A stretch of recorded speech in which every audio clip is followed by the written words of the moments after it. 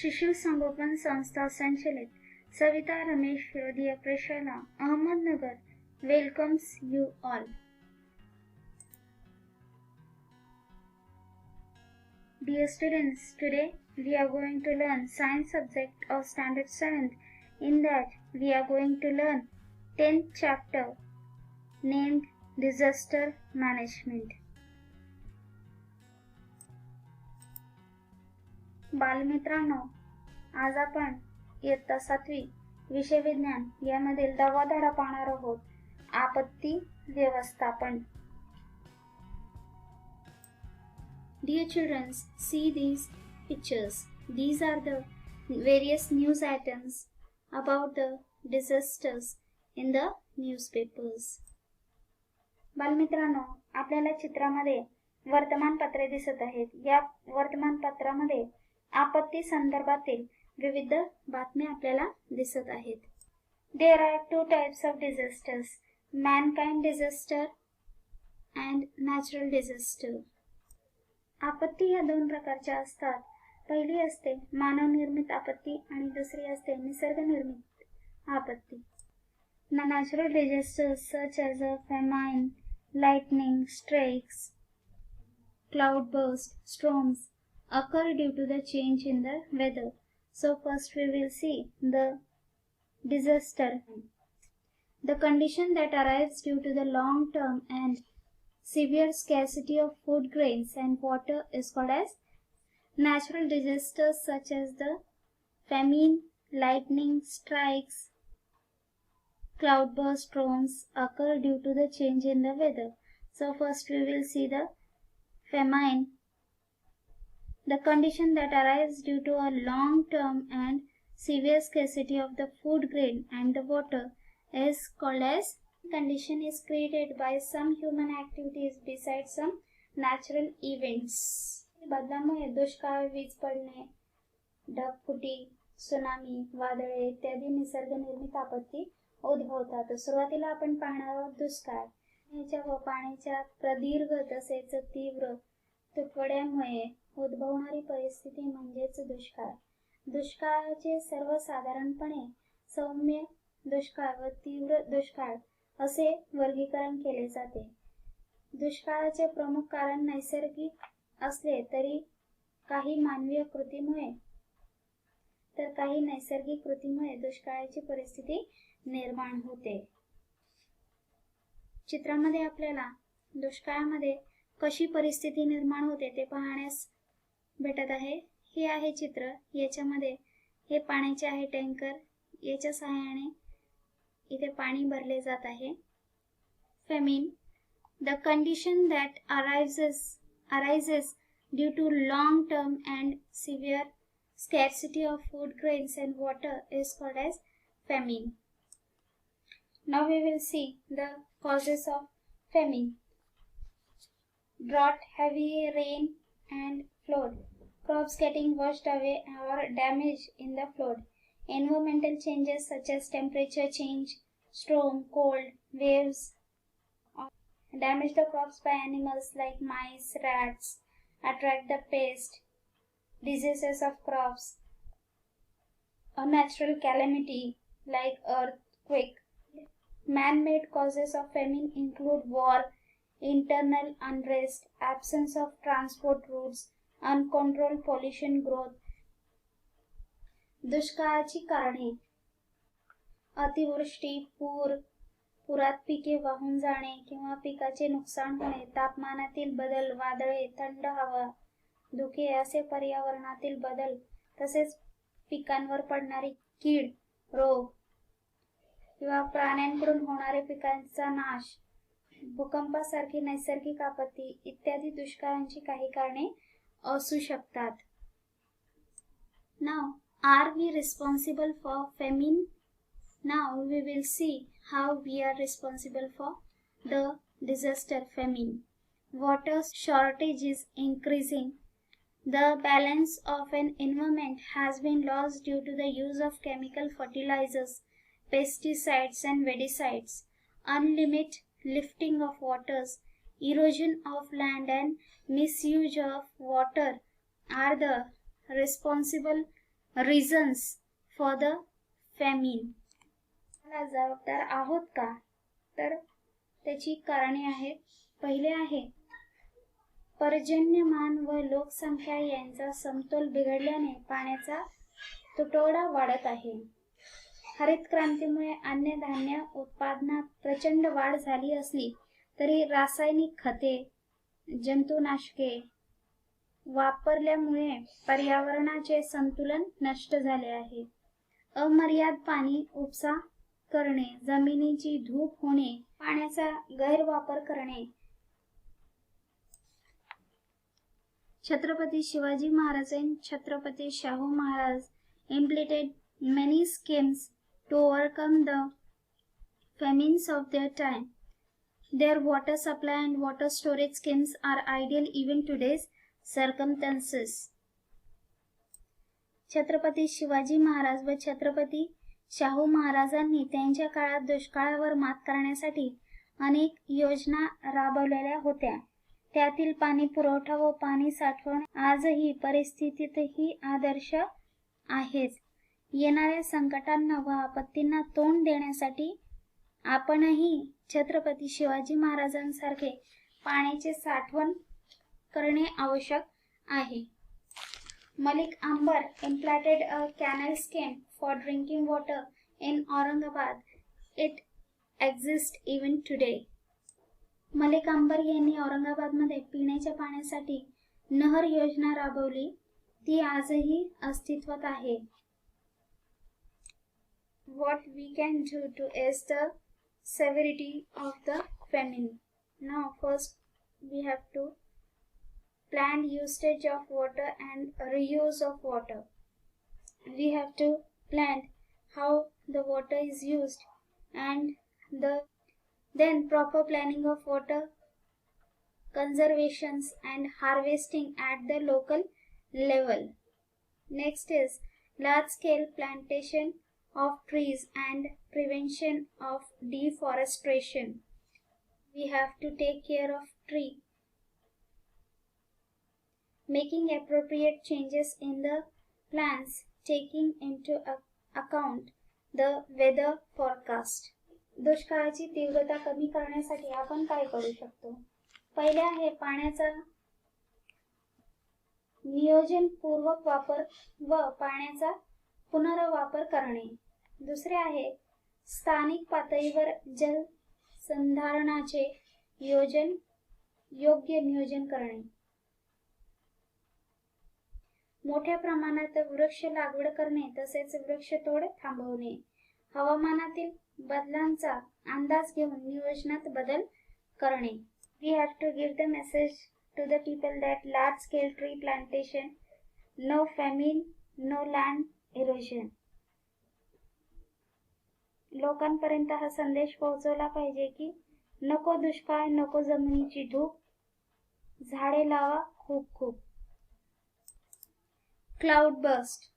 Sometimes the water coming down from rain clouds does not reach to the land in the form of rain. Instead, due to the heavy, very high temperature near the land, it evaporates and goes back into the same cloud. As a result, the amount of vapors in those clouds become very high. Due to the rapid condensation, it rains suddenly over a specific and small region at the rate of 100 mm per hour or more, and this is called as cloud burst.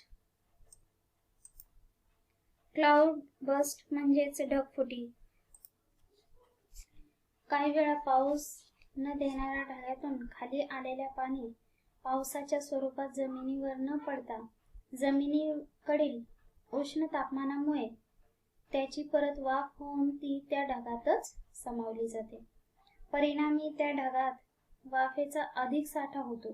शीघ्र संघनन क्रियेमुळे अचानकपणे एखाद्या विशिष्ट व लहान अशा भूभागावर सुमारे 100 मिलीमीटर प्रति तास किंवा त्यापेक्षाही अधिक प्रमाणात पाऊस पडतो आणि यालाच आपण ढगफुटी असे.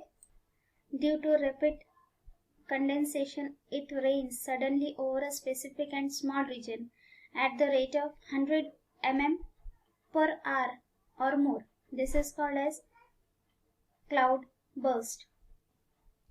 शीघ्र संगणन क्रियेमुळे अचानकपणे एखाद्या विशिष्ट व लहान अशा भूभागावर सुमारे 100 मिलीमीटर प्रति तास किंवा त्यापेक्षाही अधिक प्रमाणात पाऊस पडतो आणि यालाच आपण ढगफुटी असे म्हणतो. क्लाउड बर्स्ट म्हणजेच ढगफुटी. Now we will see the flood. Flood म्हणजेच महापूर. ना protective measures in view of floods. महापुरा उपाययोजना. Construction of small dams in the mountainous regions. Next is construction of percolation tanks, making river beds flat, cultivation of new forests and connecting rivers. These are the protective measures in view of floods. काय आपण करू शकतो ते आपण पाहणार आहोत. पहिली आहे डोंगराळ प्रदेशात लहान धरणे बांधणे. दुसरे आहे पाझर तलावाची निर्मिती करणे, नद्यांची कृत्रिमरित्या सरळ करणे, नवीन जंगल लागवड करणे आणि नद्या जोडणे. हे आपण उपाययोजना करू शकतो. Government of India established the National Flood Commission in 1976. The commission has made a special efforts towards the control of floods. A plan regarding flood control is kept ready for national level to the village level. Bharat सरकारने राष्ट्रीय पूर आयोगाची स्थापना 1976 साली केलेली आहे. पूर नियंत्रणासाठी विशेष प्रयत्न या आयोगामार्फत केले जातात. राष्ट्रीय स्तरापासून तर गाव पातळीपर्यंत पूर नियंत्रणासंदर्भात आराखडा तयार केलेला असतो. Lightnings are also the disasters. Lightning strikes open ground maximum times. The world's mortality rate due to the lightning is low. However, survivors of lightning strikes suffers long-term effects. Immediate treatment for lightning affected person can save their lives.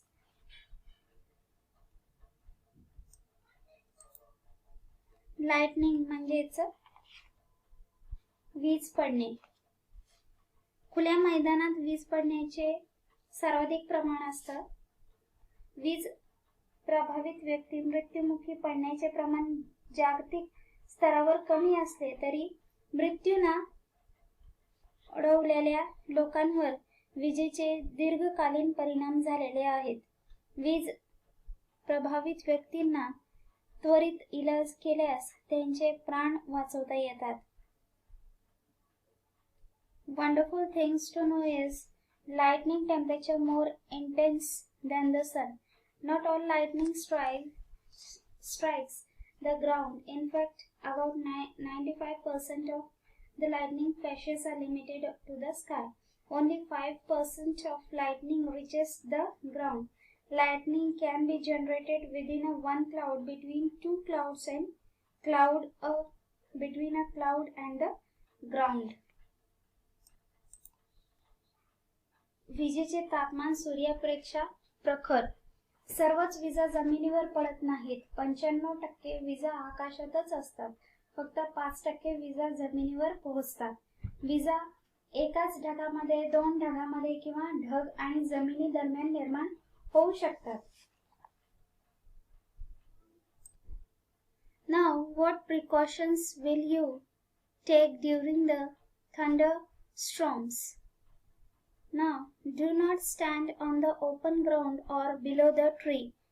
We have to take care that we should not stand on the ground and below the tree. Do not go to the high location or climb a tree.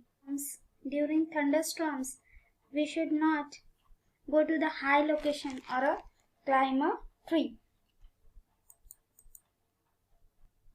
Do not stand near the electric pole or a telephone pole or a tower. वीज कडाडत असताना काय दक्षता घ्यायला हवी ते आपण पाहणार आहोत. मैदानात झाडाखाली उभे राहू नका. उंच ठिकाणी किंवा झाडावर चढू नये. विजेचा खांब, टेलिफोनचा खांब, टॉवर इत्यादी जवळ उभा राहू नये. Do not lean on wired fences around the farm, a compound, a garden or a house. If you are on the two-wheeler, a bicycle or a tractor or a boat, get off immediately and go to a safe place. Next is, do not gather all together in one place. गाव, शेत, आवार, बाग आणि घर यांच्या भोवतीच्या तारेच्या compound जवळ टेकू नका. पुढचे आहे, दुचाकी वाहन, सायकल, ट्रॅक्टर, नौका यावर असाल तर तात्काळ उतरून सुरक्षित ठिकाणी जा. एकाच वेळी अधिक व्यक्तींनी एकत्र थांबू नये. Take care to keep the distance of 15 feet between the two persons. Do not use the puzzle in electrical appliances. Do not use the mobile or a telephone. Stand on a dry wood or a plastic sheet, sack or a jute cloth or dry leaves. दोन व्यक्तींमध्ये अंदाजे 15 फूट अंतर राहील याची काळजी घ्यायची आहे. Plank जोडलेले विद्युत उपकरणे वापरू नका. मोबाईल किंवा दूरध्वनीचा वापर करू नका. पायाखाली कोरडे लाकूड, प्लास्टिक, गोणपाट, कोरडा पालापाचोळा ठेवा. Keeping your feet together, support yourself on the soles of your feet, placing your knees and crotch low. Next is, swimmers or fishermen should immediately come out of the water. And last is, a pusa house is a safest place. Find out if there is a lightning conductor on any tall building near your house. It is necessary to get a lightning conductor fitted on your house. दोन्ही पाय एकत्र करून गुडघ्यावर दोन्ही हात ठेवून तळपायावर बसा. पोहणारे, मच्छीमारी करणारे यांनी त्वरित पाण्यातून बाहेर पडायचे आहे. लास्ट इज, शेवटचे आहे, पक्के घर सर्वात सुरक्षित ठिकाण आहे. आपल्या घराच्या आसपास उंच इमारतीवर तडित रक्षक आहे की नाही हे पाहायचे आहे. Volcano. A volcano is a natural event. The interior of the earth is very hot. Movement of hot substance continuously occur from the interior towards the surface of the earth. As a result, sometimes the solid, liquid and gaseous substances below the earth crushed or pushed towards the crust. When these substances come out of the earth crust in an eruptions and start flowing, it is called a volcano. Volcano म्हणजेच ज्वालामुखी. ज्वालामुखी हे नैसर्गिक संकट घटना आहे. पृथ्वीचा अंतर्भाग अत्यंत उष्ण आहे. अंतर्भागातून भूपृष्ठाकडे किंवा भूपृष्ठावर तप्त पदार्थाच्या हालचाली सतत होत असतात. त्यामुळे काही वेळा भूकवचाखालील घन द्रव्य आणि वायू पदार्थ भूकवचाकडे ढकलले जातात. हे पदार्थ भूकवचाबाहेर पडून त्याचा पृष्ठभागावर उद्रेक झाला व तो वाहू लागला की त्याला आपण ज्वालामुखी असे म्हणतो. What are the effects of the volcano? Chemical substances such as lava, hot mud, sulfur, etc. get collected on the surface of the earth, and thereby mountains and hills are created. Next is the effect is the atmosphere gets polluted due to the ash and gases ejected by the volcano. ज्वालामुखीमुळे काय होते? शिलारस, वाष्प, उष्ण, चिखल, गंधक इत्यादी रासायनिक पदार्थ भूपृष्ठावर येऊन साचतात, त्यामुळे डोंगर व टेकडे याची निर्मिती होते. आणि दुसरे आहे ज्वालामुखीतून बाहेर पडणारी राख आणि वायू यामुळे वातावरण प्रदूषित होते. Often it rains as a result of volcanic eruption. Temperature rises due to the hot gases. And next is forests and settlements get buried under the hot mud. अनेकदा ज्वालामुखीमुळे पाऊस पडतो व तापमान वाढते. उष्ण चिखलाखाली जंगल वस्त्या गाडल्या जातात. Volcanoes erupt in the sea as they do on land. The same substances that come out during the eruption of volcano on the land are ejected due to the eruption of the volcano in the sea also.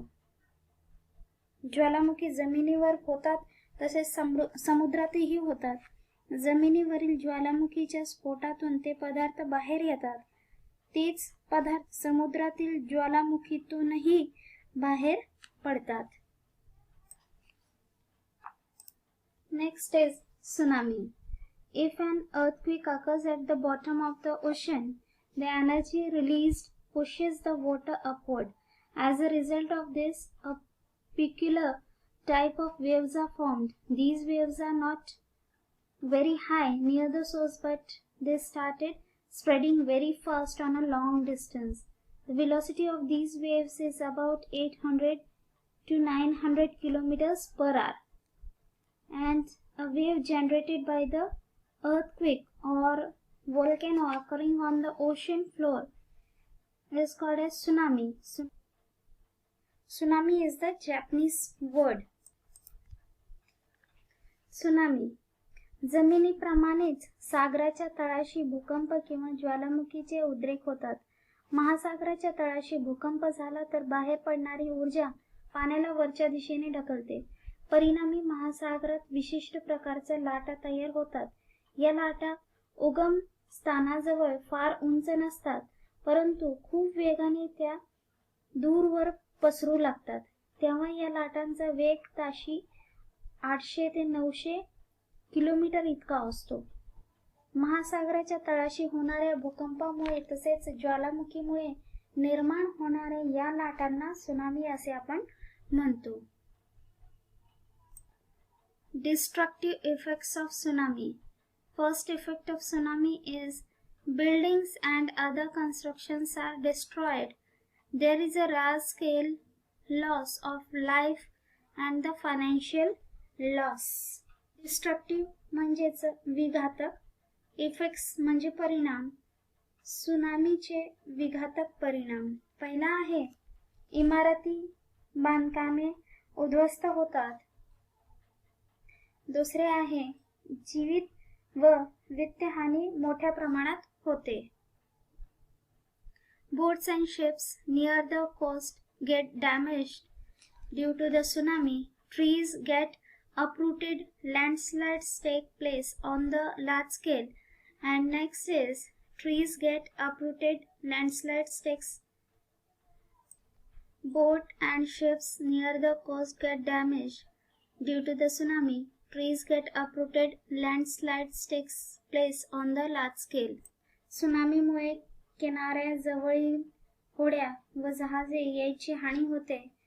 त्सुनामीमुळे झाडे मुळापासून उन्मळून पडतात. मोठ्या प्रमाणावर हानी होते. Changes takes place in the original land near the coast, giving rise to the swamps. Traffic obstructions arise. Then, due to the tsunami, the business industry related to the sea are adversely affected and normal day-to-day life also disturbed. किनाऱ्यावरील मूळच्या जमिनीत बदल होऊन दलदलीत प्रदेश निर्माण होतो. Traffic म्हणजेच वाहतुकीस अडथळे निर्माण होतात. समुद्राशी संबंधित व्यवसाय, उद्योगधंदे यावर विपरीत परिणाम होऊन जनजीवन विस्कळीत होते.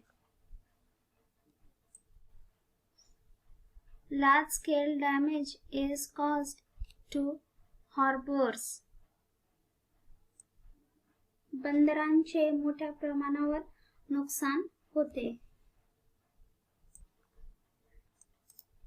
वादळे हे एक नैसर्गिक आपत्ती आहे. National institutions, United Nations established a standing international organization in 1965. About 177 nations from all over the world are members of this UNDP. One of the main functions of this organization is to send equipments, financial and also volunteers to the place of the disaster. In addition, international medical teams and groups of other experts are also sent. संयुक्त राष्ट्र संघटनेने एक स्थायी स्वरूपात आंतरराष्ट्रीय संस्था UNDP 1965 साली स्थापन केली आहे. जगभरातील सुमारे 177 देश या संघटनेचे सदस्य आहेत. या संघटनेचे एक प्रमुख कार्य म्हणजेच आपत्ती काळात साधन सामग्री, आर्थिक मदत तसेच स्वयंसेवक आपत्तीच्या ठिकाणी पाठवणे. यासोबतच मदतीसाठी आंतरराष्ट्रीय वैद्यकीय पथके व इतर तज्ञांचे गटही पाठवले जातात. 13th October is celebrated as International Day for the Disaster Reduction. 13 October हा दिवस आंतरराष्ट्रीय नैसर्गिक आपत्ती प्रतिबंधक दिन म्हणून आपण पूर्ण जगभरात साजरा करतो. Here we have finished this chapter, disaster management. Thank you.